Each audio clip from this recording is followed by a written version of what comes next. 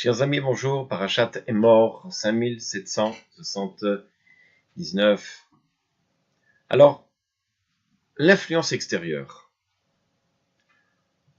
On est dans une famille bien religieuse. Rivka, une fille modèle, on va dire comme ça. Fais attention, très attention même, à ses habits, à son comportement, à ses paroles, avec beaucoup de pudeur, chaque chose. Et voilà qu'elle se trouve dans une école, dans un milieu où pas forcément les filles, ses copines, font attention à tout ça. Alors, dans une cour de récréation, on a Sarah. Tu as vu Rivka? Regarde avec sa jupe là qui traîne par terre. Elle est en train de balayer toute la cour. Ah ouais, tu m'étonnes, hein? Noémie, regarde la tête, regarde comment elle est. Elle se prend pour alors que,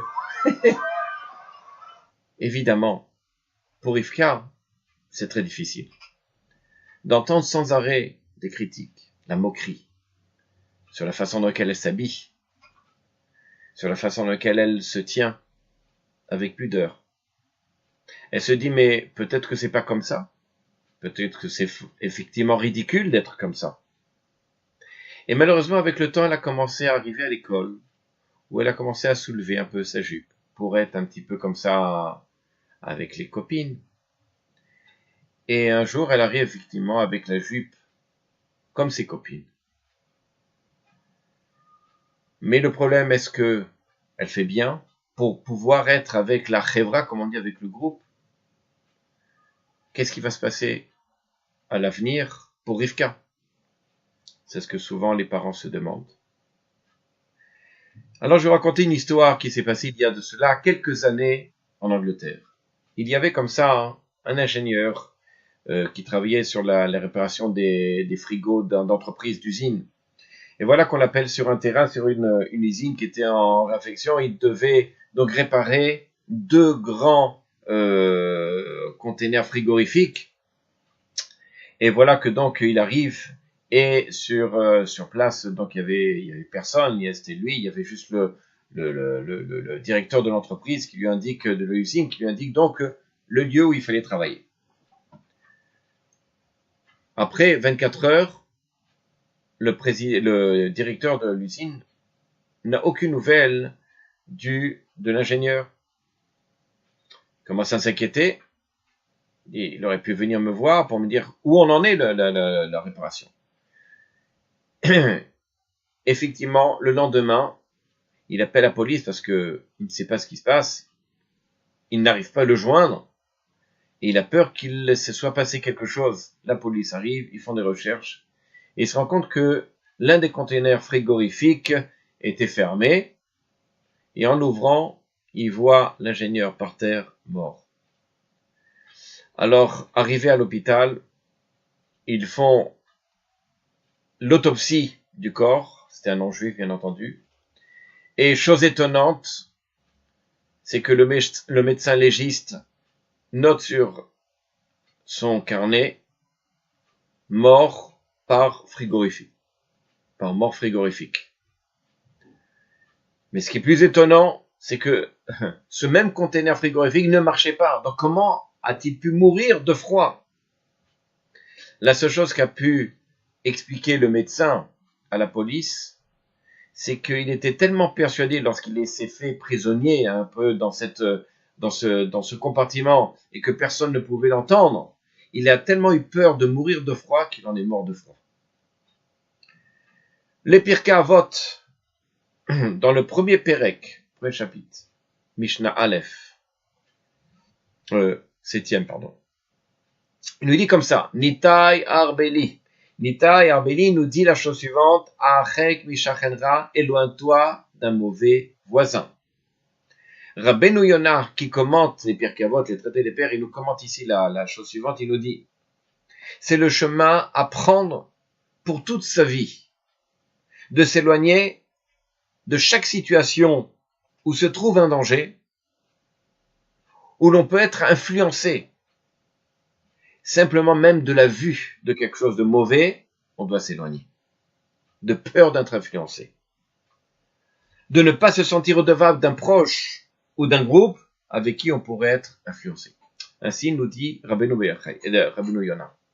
Le Rambam, dans son Mishneh Torah, dans il Chod Deot, le 6e chapitre, le premier halakha, il nous dit la chose suivante.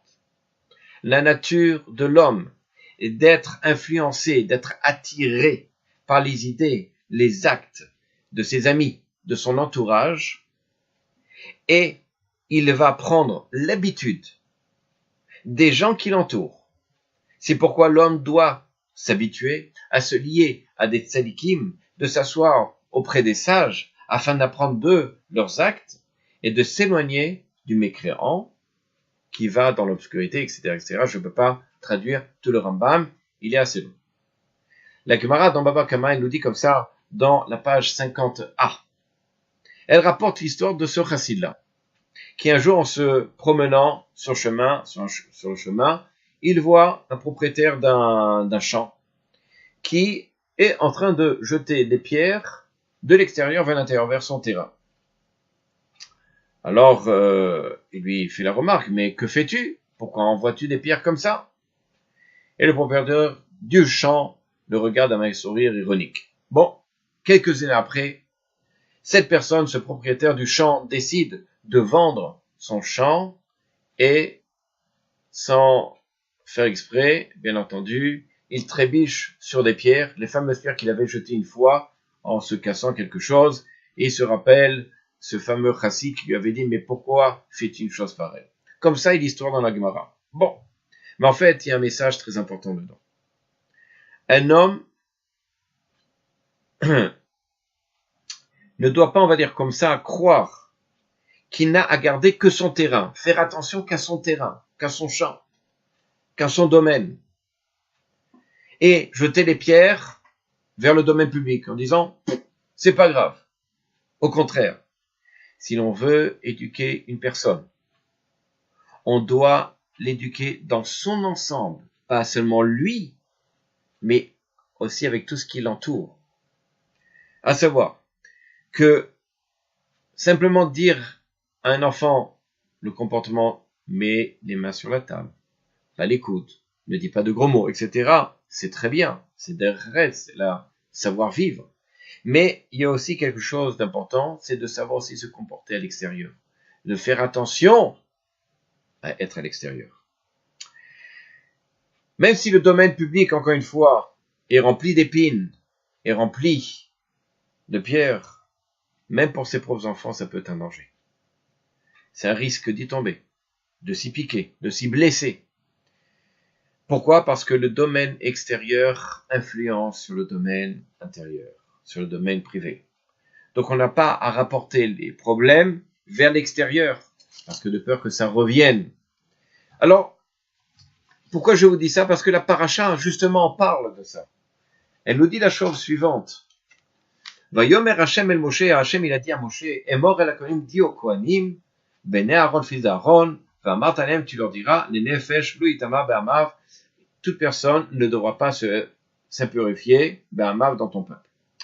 Là, ici, qu'est-ce que demande Akadosh Baruch Hu à Moshe? Il lui dit, tu vas dire à la tribu des Kohanim de faire très attention, de ne pas s'impurifier, parce que s'ils s'impurifient, le Kohanim, ils ne pourront pas travailler, faire leur service dans le temple. Donc ils doivent faire très attention, beaucoup plus attention que les autres tribus. Rachid de dire, est mort, dit, ve'amarta, et tu diras, l'azir de prévenir, gdolim laktanim, les grands sur les petits. Qu'est-ce que ça veut dire de prévenir les grands sur les petits? Le Oznaim, la Torah, il nous dit quelque chose d'intéressant. Il nous pose la question, il nous dit, mais pourquoi Rashi a besoin, et entre guillemets ici la Torah, a besoin de prévenir, de faire attention, les grands petits, sur le mitzvah des Kohanim?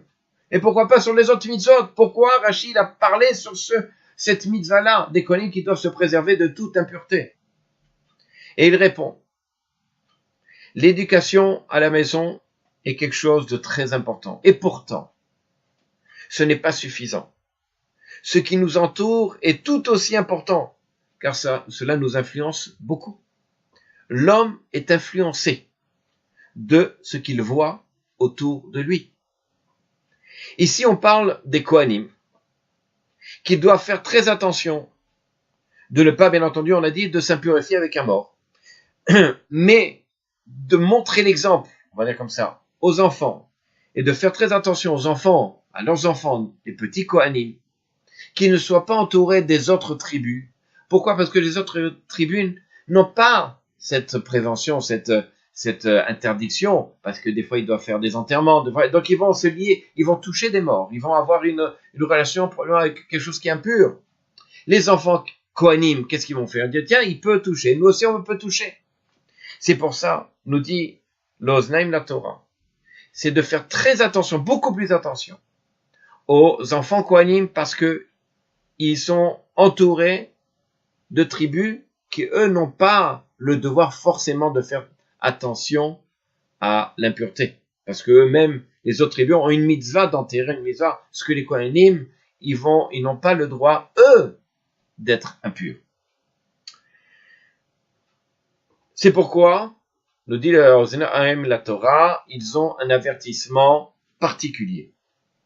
Nous devons comprendre, et pour finir ici, que l'éducation ne se finit pas par quelques mitzvot sur le comportement, d'expliquer à un enfant, attention, il ne faut pas faire ceci, il ne faut pas faire cela, mais il faut aussi faire très attention à l'influence extérieure.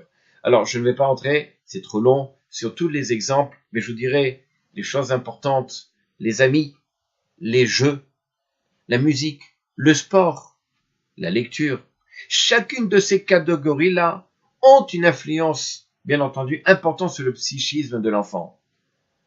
Tout parent aimerait que son enfant soit un tzaddik, un juste, qu'il soit pur dans ses pensées, dans sa bouche, qu'il voit des choses belles. Alors faites attention de ne pas donner dans les mains des enfants n'importe quel objet ou qu'ils soient entourés de personnes qui ne le permettront pas à cet enfant d'arriver à cette fin. Shabbat Shalom.